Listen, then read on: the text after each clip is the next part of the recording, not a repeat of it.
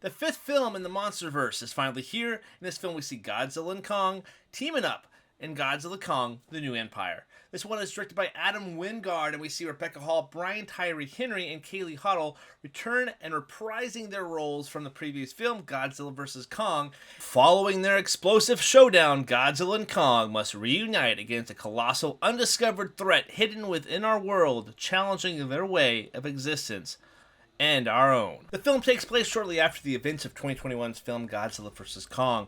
The world is dealing with the repercussions of these two giant apex predators who had this epic battle in that previous film.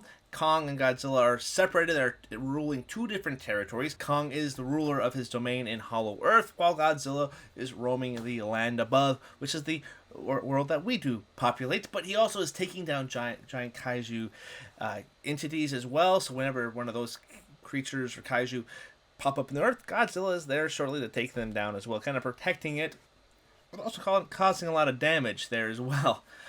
The film does primarily focus on Kong, which being a Kong fan, I'm perfectly fine with that. I thought Kong Skull Island was a very underrated film in these big blockbuster franchises, and I think actually this is probably one of my favorite ones in the MonsterVerse as well. So Kong having the front and center screen time is a good change of pace, considering he hasn't had his own second solo outing like Godzilla has had in this franchise.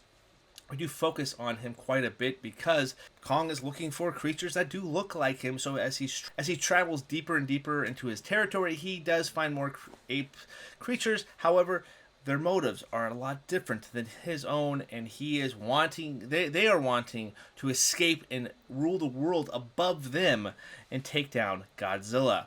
So of course Kong has to try to recruit Godzilla to help the cause and take down this evil entity that is facing Kong dead on. I've got to say, this film, going into it, was something that I was anticipating because I wanted to just have some fun, some dumb fun. I didn't think this was going to be one of the greatest Godzilla movies of all time. Personally, I'm coming off a high of Godzilla -1. I think that was just a fun breath of fresh air and an Oscar winner, which is awesome to see, and a Pinot nominated movie for myself. And Godzilla -1 is just an awesome, great down to the basics of what Godzilla was back in the day. And so Godzilla Kong, these MonsterVerse films are really CGI heavy. They're really just action centered, and they don't really focus on the human characters all that well. This franchise had some really great talented actors and actresses in front of the camera. This franchise kicked off with guys like Bryan Cranston, Aaron Taylor Johnson, and Elizabeth Olsen in front of the camera. And then it slowly go into Kyle Chandler and Vera Farmiga. We get O'Shea Jackson Jr. Of course, this one we do get Rebecca Hall and Brian Tyree Henry returning from the previous installment, Godzilla vs. Kong. Some really great, talented actors and actresses are gracing this franchise. However, with each installment, the human characters rather, are becoming dumber and dumber, and very kind of like just completely like, why are we focusing on these people? Let's just get back to Godzilla and Kong beating stuff up. That's really what I want to see. That's kind of the popcorn fun that I want to digest right now. I don't want to get into the political dilemma of these two monsters, destroying the world, because it just gets kind of bogged down and just kind of becomes stupid, and I don't care about that.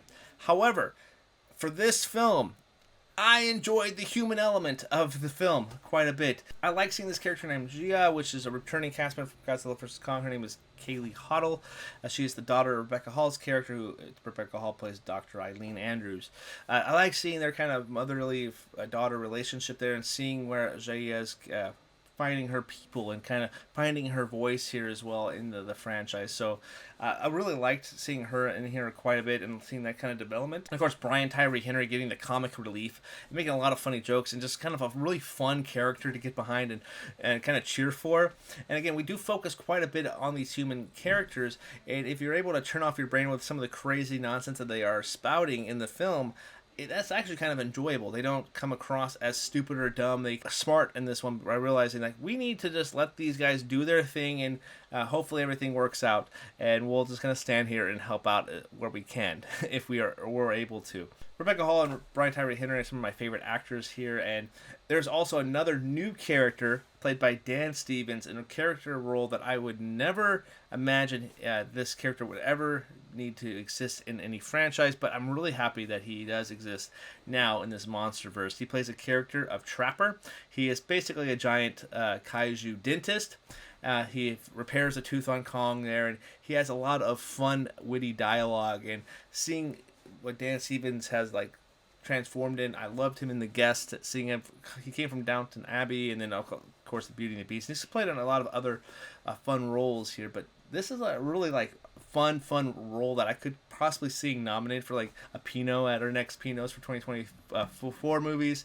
Just a really fun character that had really fun chemistry and one-liners bouncing off Brian Tyree Henry and Rebecca Hall here. So really fun to see Dan Stevens here.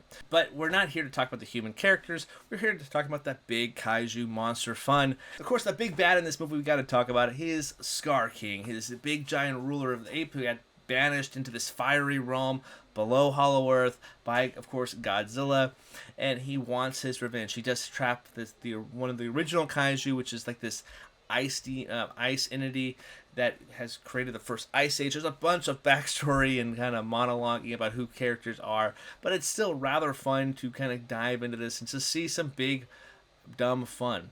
This movie is fun to just sit back and just turn off your brain and shove a bunch of popcorn in your face or whatever your movie treat of choice is. I don't think this is necessarily one of my favorite movies in this franchise, but I had a lot of fun and I got really kind of into it. And of course, I've been getting into like getting the popcorn tins again from Regal Theater, and I saw this one. I had to go pick up the Godzilla Kong one. This is a pretty dang cool popcorn tin from the movie. I like the pink variation colors there. This is really fun, and also inside it's all pink too. So fun, like I said, popcorn film where you're able to turn your brain off and just kind of enjoy the plot. It is not the smartest film at all times, but it's just a very enjoyable movie. The big set pieces, CGI heavy, characters are fun. I like the lengthy design of Scar King here, and I feel like I didn't know how they were going to make this like a worthy foe to Godzilla and Kong, but it actually does work because there's some things that the trailer doesn't tell you, which is I think is really wise and smart. There's a character that does come back in the franchise that you didn't know was going to come back, which I really enjoyed. A very iconic kaiju character from the OG Showa days of Godzilla. This ice entity who created the Snow Age was awesome to see as well. It's a different kind of creature we never actually thought so. And having this world of just crazy monsters, seeing an ice dragon and giant fire apes is kind of a fun experience. One of my favorite things about the film was how the audience was reacting to the movie. We were laughing a lot of the jokes. We were kind of in awe of the big giant action, and also we may have been laughing at the movie at times because of how silly it does get, but we were all thoroughly entertained. I did talk to one of the audience members. I didn't catch her name honestly, but she was telling me like how much she was hyped for the big giant character reveal, like the surprise appearance from this character. She was super stoked about that, and also the amazing score that also they play into it too. So I did miss Godzilla's theme in this one, which I really loved in Godzilla -1, honestly. So hear that back again. So I wish we would have had that here. Again, this is a Kong-focused film, so we didn't get a whole lot of Godzilla, honestly. We had some fun Godzilla moments, but he wasn't the primary focus. And when his name, it says Godzilla on the front, you kind of want to see some big Godzilla moments. But having them two work and team up together, and how the characters do end up at the end of the movie, I'm interested to see if they're going to make another film in this franchise. There's several other characters they could bring back. They could have their own solo films, which could be a good way to kind of separate the two characters from now on. I know we do have this Apple TV Plus show called Monarch, and we have this Netflix show coming out soon called Skull Island. So seeing where those those shows do take our characters and our the world around that surviving around these characters also would be kind of a fascinating watch. I'm at a really kind of enthusiastic 2.5 stars. I can't quite go 3 stars because I do understand the bonkersness of the franchise, and honestly, it's just you're enjoying this movie for the dumb fun that it actually is. So I can't quite go to 3 stars, but it's a super entertaining watch that I enjoy and definitely enjoyed for the franchise. So, did you guys see Godzilla and Kong this weekend? Let me know in the comment section down below, and also hit up our YouTube community page. We do have a poll up there as well, taking your guys' pick. What is the best MonsterVerse film? Come back later to see my ranking of the franchise as well. We'll see you next time.